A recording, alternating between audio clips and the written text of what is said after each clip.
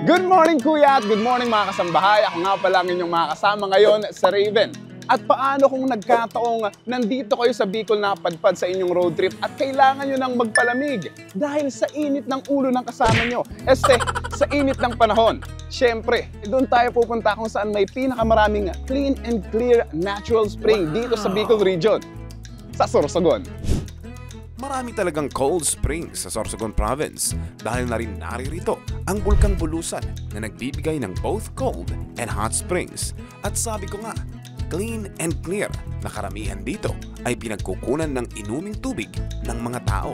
Ganon kalinis. At ang tampok natin ngayon ay ang Tangke Nature Spring. Paano makakarating? Ang Tangke Nature Spring ay almost 2 hours from Legazpi City at almost 30 minutes from Sorsogon City proper. At kung kayo ay magko-commute, sasakay tayo dito sa may Cytex, katabi lang yan mismo ng SM City Sorsogon. Magbabayad lang tayo ng 60 pesos at bababa tayo sa Cuban, Sorsogon sa may Bacolod Elementary School. Para makita mo agad, search mo lang sa mapa ang Bacolod Elementary School dahil nandirito ang entrance papunta sa resort. Huwag mong alalahanin ang biyahe dahil nasa Sorsogon lang naman ang pinakamagaganda at malalawak na kalsada sa Bicol. Wow! At kapag nakarating ka na, dahil hindi nakasya ang 4 wheels, pwede mo nang lakarin papasok and feel the nature or sumakay ng habal-habal for 40 pesos per person. Sir, magkano ang habal-habal papunta sa Tangke? 40 lang sir, papunta papasok. Ilang tao na yon? Isa lang.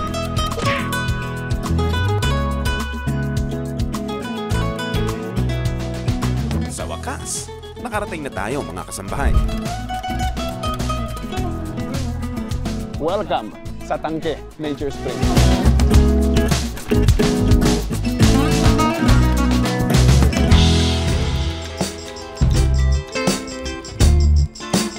Makakalangoy ka na for just 35 pesos per person at pwede kang magrenta ng cottages.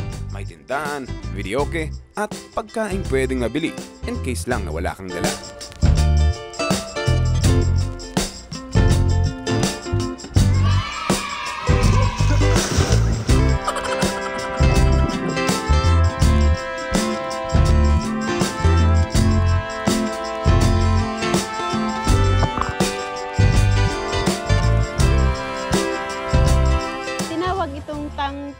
Kasi yung mga taga rito, mga taga Bacolod, dito talaga nag-iigib ng tubig inumin. Nakagis na lang namin na dito talaga sila nag-ano ng tubig. Malinis talaga kasi dito sila kumukuha ng inumin. Tapos napipreserve namin yung kalinisan. Maganda po.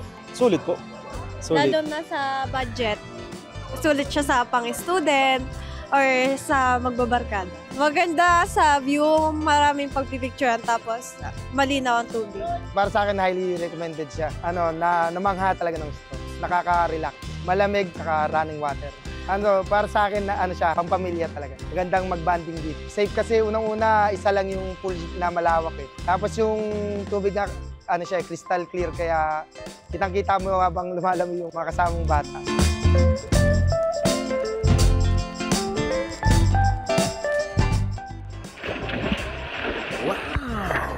Ang kagandahan dito, malinis talaga siya at ramdam mo talaga yung natural na lamig ng tubig na galing sa Bulkang Bulusan. Kung hindi mo prefer yung alat ng dagat na minsan masakit sa lalamunan o masakit sa mata, o sawa ka na sa mga swimming pool na pinaliguan ng sako-sakong chlorine, perfect choice to para sa iyo. Kaya, ano pang hinihintay mo? Ayayin mo na yung katabi mo!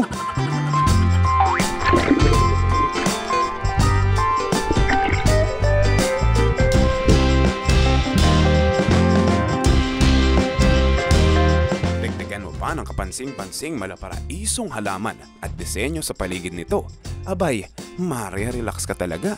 Talagang feel the nature.